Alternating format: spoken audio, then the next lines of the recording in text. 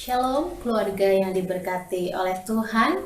Senang sekali kita bertemu kembali untuk memuliakan nama Tuhan. Dan kita mau berdoa, namun sebelumnya kita mau angkat satu pujian, satu hal yang kurindukan.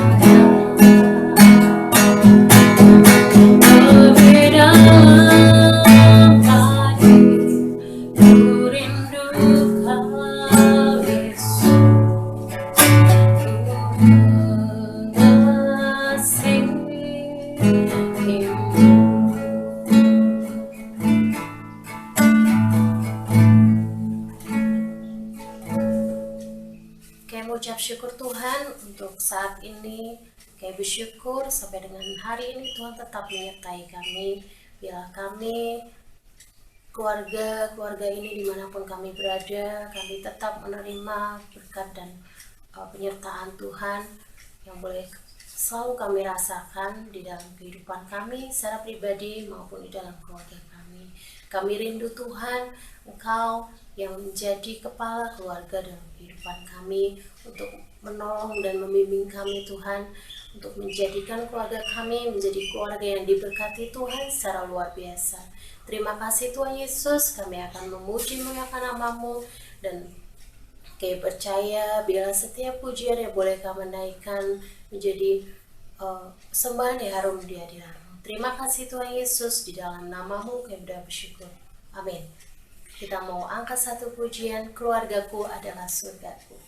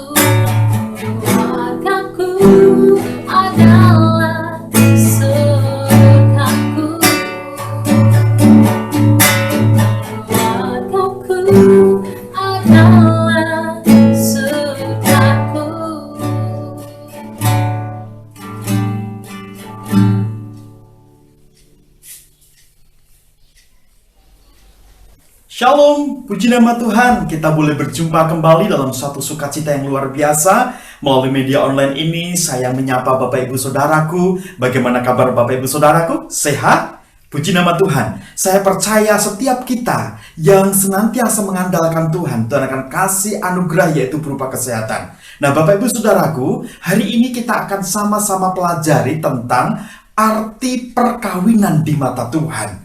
Seberapa pentingkah perkawinan itu di mata Tuhan? Kebetulan hari ini adalah 14 Februari 2021, Valentine Day. Oleh karenanya itu hari kasih sayang bagimu. Bapak Ibu Saudaraku, kita mau menyegarkan kembali satu hal yang perlu harus kita ingat tentang masalah perkawinan.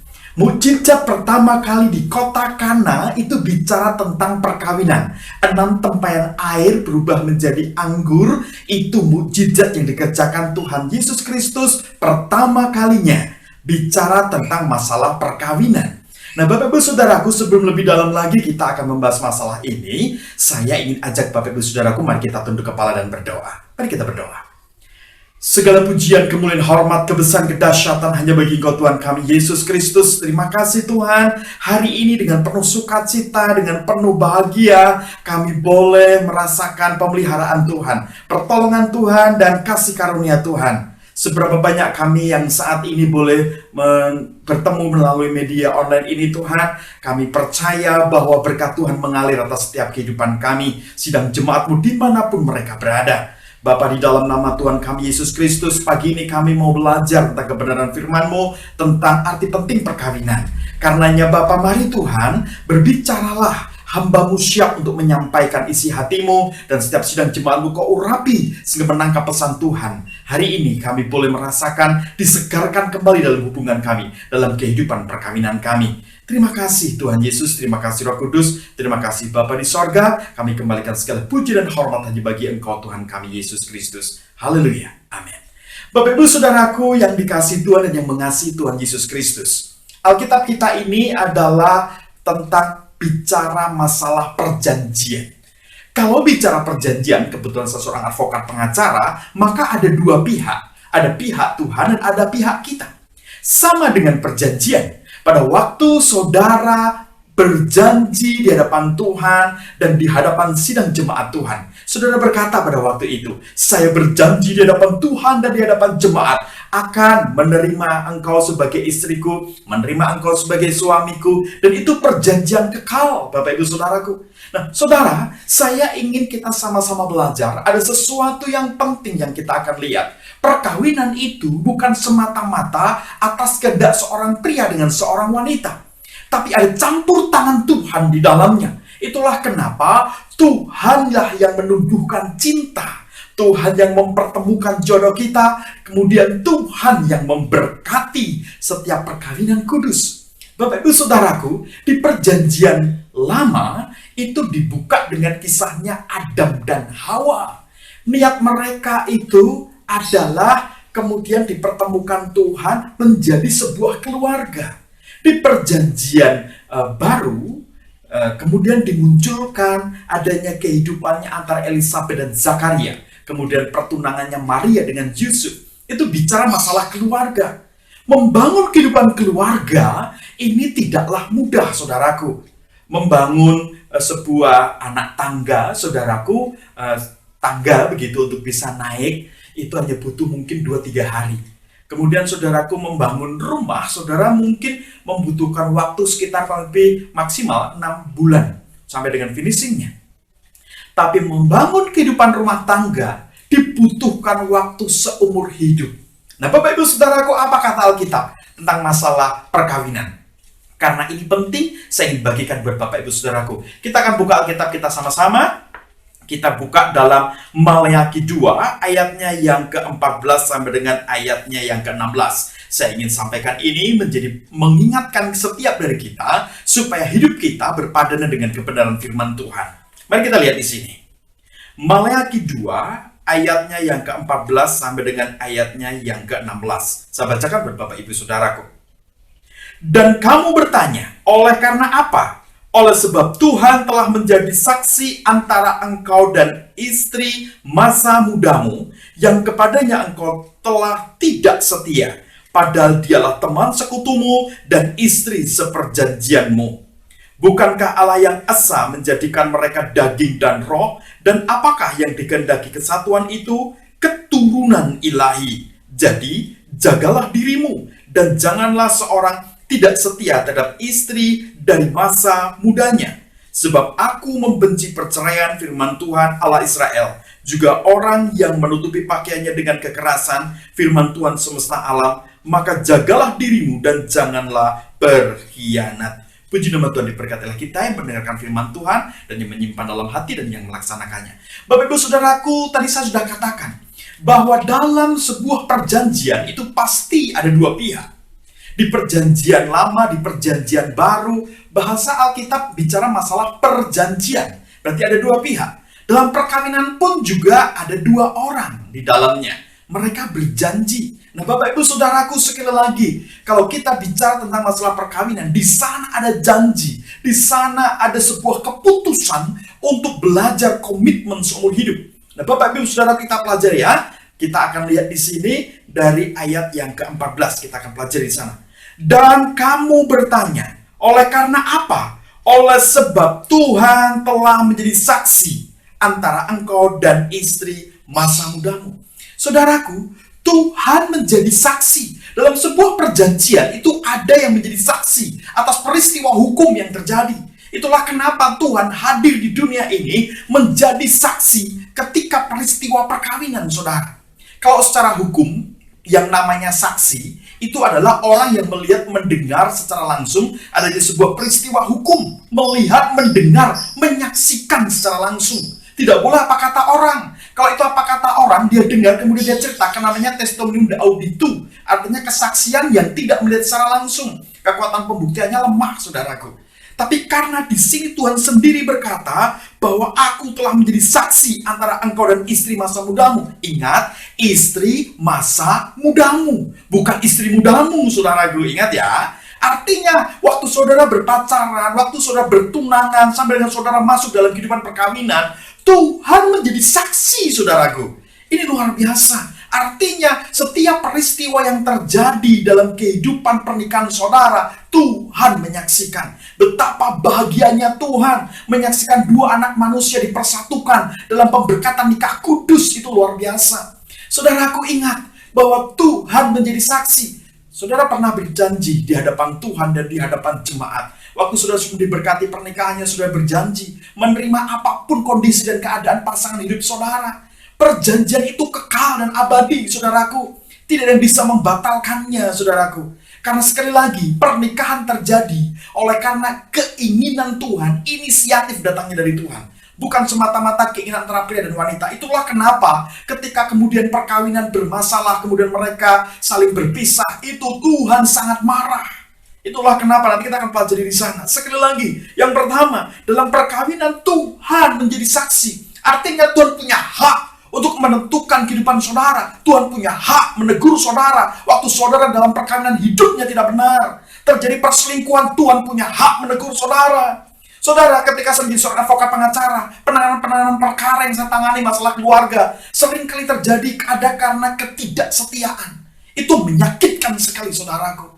Oleh karenanya Tuhan mau setiap perkawinan didasari dengan kesetiaan, cinta kasih, komunikasi, dan komitmen. Itu penting, saudaraku, untuk membangun kehidupan keluarga. Setiap kali saya memberikan katekisasi pranikah di gereja, saya selalu tekankan ini pada pasangan-pasangan baru. Jangan pernah tinggalkan Tuhan. Semakin saudara dekat dengan Tuhan, semakin kuatlah perkawinanmu. Semakin kau menjauh dari Tuhan, semakin rapuhlah perkawinanmu. Karenanya, Bapak Ibu Saudaraku, saya mau katakan bahwa Tuhan menjadi saksi antara engkau dan istri masa mudamu. Bapak Ibu Saudaraku, perhatikan selanjutnya di sana. Engkau menjadi saksi antara engkau dan istri masa mudamu, yang kepadanya engkau telah tidak setia, padahal dialah teman sekutumu dan istri seperjanjianmu. Perhatikan, ada kata perjanjian, teman sekutumu, bersatu, saudara. Sekutu itu artinya bersatu. Teman seperjanjian, se itu artinya bersatu. Seperjanjian, artinya saudara sudah berjanji. Jangan main-main loh, saudara. Janji saudara itu disaksikan manusia dan disaksikan oleh Tuhan. Ingat, perkawinan kita ini bukan main-main, tapi perkawinan kita ini adalah ibadah kita di hadapan Tuhan. Ada rencana Tuhan yang harus digenapi lewat saudara dan saya. Perkawinan saudara adalah sesuatu yang indah di mata Tuhan. Itulah Bapak Ibu Saudaraku, saya mau katakan bahwa yang namanya perkawinan pasti dirindukan banyak orang. Karena di dalamnya ada kebahagiaan, di dalamnya ada kerinduan untuk saling membahagiakan. Nah, seringkali Bapak Ibu Saudaraku kita diperhadapkan dalam situasi kondisi tantangan kehidupan. Bagaimana kita bertahan, berkomitmen, membangun hubungan dengan baik dengan pasangan hidup kita. Sekali lagi, barang siapa mendapatkan istri, dia mendapatkan anugerah. Jangan sia-siakan anugerah itu. Amsal katakan di sana. Nah, Bapak Ibu Saudaraku, perhatikan baik-baik. Perkawinan adalah anugerah daripada Tuhan. Tuhan yang menumbuhkan cinta. Tuhan yang kemudian mempertemukan. Kemudian Tuhan yang memberkati kehidupan perkawinan Bapak Ibu Saudara. Nah, Bapak Ibu Saudaraku, kita perhatikan sekali lagi bahwa engkau telah berjanji dengan suamimu, dengan istrimu, waktu engkau memperkatakan janji itu, surga mencatat, surga menulis. Bapak Ibu Saudaraku, apa yang kau perjanjikan di hadapan Tuhan, di hadapan jemaat, itu surga mencatatnya. Artinya Bapak Ibu Saudaraku, surga punya hak menegur saudara. Tuhan punya hak menegur saudara. Jika kehidupan perkawinan saudara tidak beres, saudara harus mendekat sama Tuhan. Kekuatan saudara ada dalam perkawinan, di dalam ikatan kudusnya Tuhan. Ayat yang 15 disitu dikatakan, bukankah Allah yang esa menjadikan mereka daging dan roh? Sekali lagi, saudara daging dan roh, saudaraku. Dan apakah yang dikehendaki kesatuan itu? Ketika terjadi hubungan suami istri, persetubuhan terjadi antara daging dan roh. Kemudian disitu dikatakan apa, Bapak Ibu Saudaraku? Dan apakah yang dikehendaki kesatuan itu? Apa yang dikehendaki dari perkawinan itu, saudaraku? Ada kata-kata di situ, keturunan ilahi. Saudaraku, Tuhan akan melahirkan keturunan-keturunan ilahi. Keturunan ilahi adalah keturunan yang cara pandangnya, cara pikirnya, semuanya kudus dari sorga. Keturunan ilahi memenuhi bumi ini, sehingga kemuliaan Tuhan penuh atas bumi ini. Saudaraku, perintah Tuhan beranak cucu dan bertambah banyak kuasai bumi. Tapi dengan keturunan ilahi, itulah kenapa kekudusan harus dijaga sungguh. Karena keturunan ilahi yang Tuhan kehendaki lahir dalam kehidupan perkawinan saudara. Keturunan ilahi. Hari ini, jika engkau sedang bergumul untuk mendapatkan keturunan ilahi, atau engkau yang sudah memiliki keturunan ilahi, saudara, teruslah berjuang bersama dengan Tuhan. Percayalah bahwa Tuhan akan menghadirkan itu. Di dalam kehidupan perkawinan, Tuhan hadirkan keturunan ilahi, supaya saudara ingat bahwa ada perjanjian antara Tuhan dengan manusia. Antara saudara suami istri dengan Tuhan, saudara akan melahirkan keturunan ilahi. Bagaimana Maria dengan Yusuf melahirkan Tuhan Yesus. Apakah pernikahan saudara sudah melahirkan keturunan ilahi? Ingat saudara, anakmu itu keturunan ilahi. Itu titipan dari Tuhan, bukan milikmu, miliknya Tuhan. Saudara harus mendorong anak saudara untuk menjadi anak-anak ilahi yang memuliakan Tuhan, membawa mereka senantiasa menjadi alat kemuliaan Tuhan. Lewat anak-anak saudara, nama Tuhan dipermuliakan. Hari ini, kalau kau belum berdoa buat anak-anakmu, doakan anak-anakmu, berkati anak-anakmu. Seperti yang kami lakukan setiap pagi, kami habis berdoa pagi, kami berkati anak-anak kami, supaya rencana Tuhan digenapi atas anak-anak kami. Dan saya percaya, saudaraku, ketika saudara memberkati anak saudara, saudara akan menyatakan bahwa kuasa Tuhan turun dalam diri anak-anak saudara. Nah, Bapak Ibu Saudaraku, perhatikan selanjutnya di situ. Keturunan ilahi.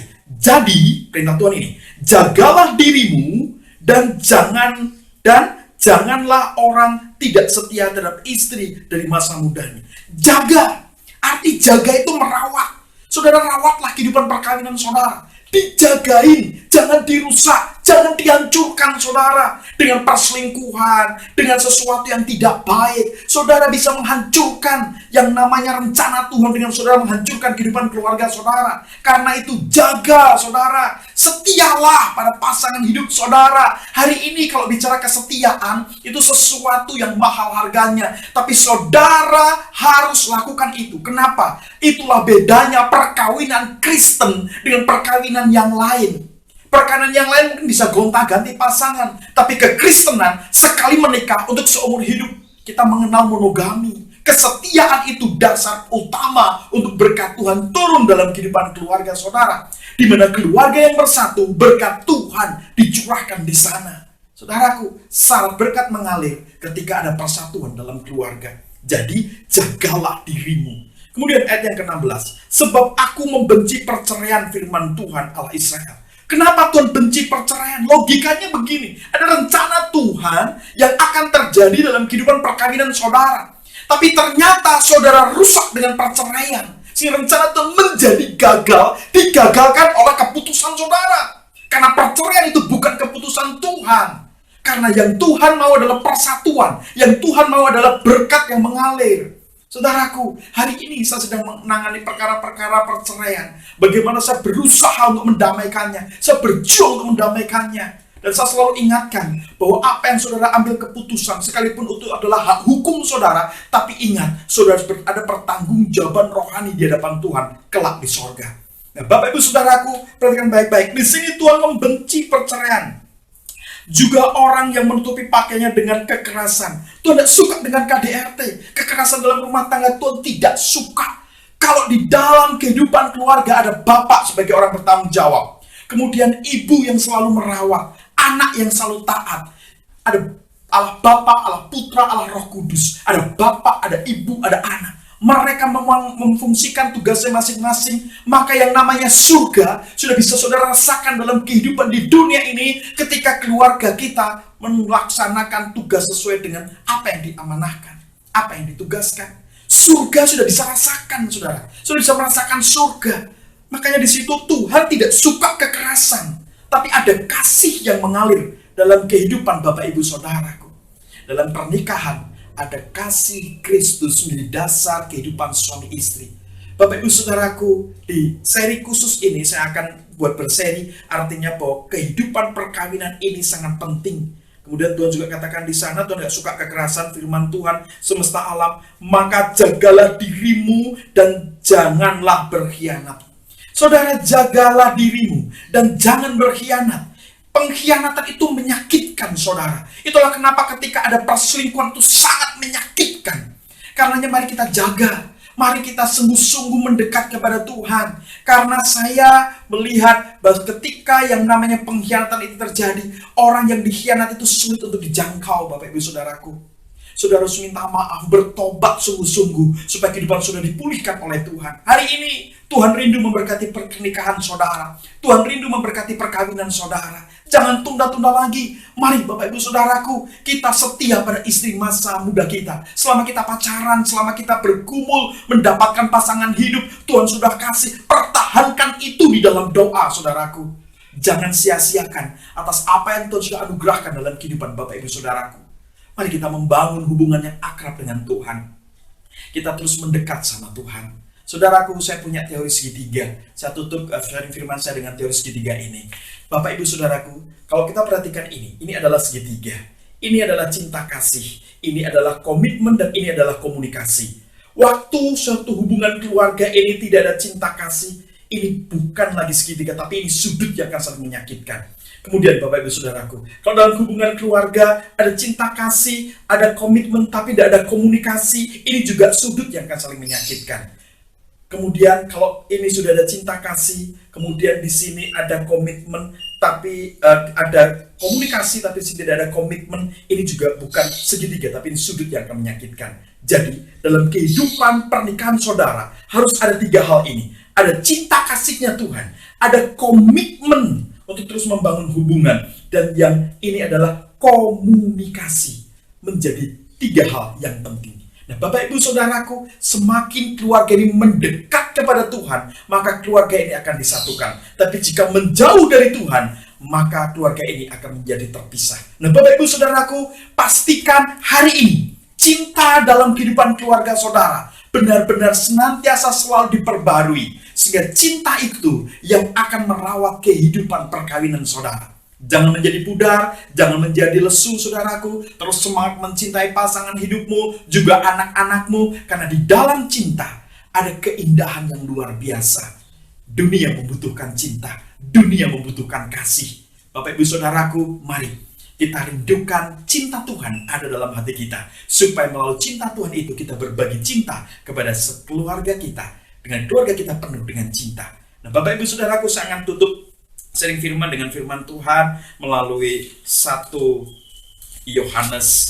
1 Yohanes, kita akan buka sama-sama Alkitab kita ya. Di 1 Yohanes 3 ayatnya yang ke-18.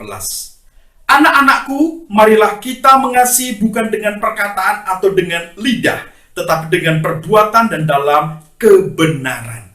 Mari Bapak Ibu Saudaraku, dengan perbuatan dan dalam kebenaran, kita mencintai istri, mencintai suami, mencintai anak-anak kita. Ini saatnya kasih Tuhan dinyatakan. Tuhan Yesus memberkati, kita berdoa. Bapak, kami mengucap syukur, kami diingatkan kembali tentang arti penting perkawinan di mata Tuhan. Biarlah kiranya Tuhan berkenan memberkati setiap keluarga-keluarga yang ada. Karena apa yang diberkati Tuhan diberkati untuk selama-lamanya.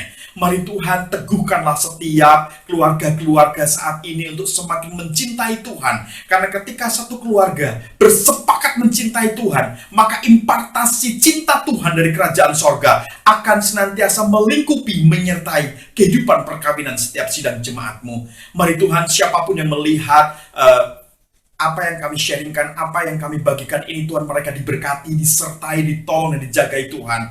Yang sedang mengalami beban pergumulan kehidupan keluarga, Tuhan, Engkau campur tangan, Engkau turun tangan, pulihkan kembali setiap kehidupan keluarga yang sedang mengalami permasalahan. Nyatakanlah kasih-Mu, kembali satukan mereka dengan cinta kasih-Mu yang sempurna. Kami menyerahkan kehidupan kami selanjutnya, setiap keluarga diberkati untuk terus jadi berkat. Terima kasih Tuhan, kami kembalikan segala pujian, kemuliaan, hormat hanya bagi Tuhan kami Yesus Kristus. Haleluya, amin. Bapak Ibu Saudaraku, tetap semangat, terus mencintai keluarga, karena keluarga yang bersatu dan mencintai Tuhan, di sana akan ada sukacita yang meluap-luap.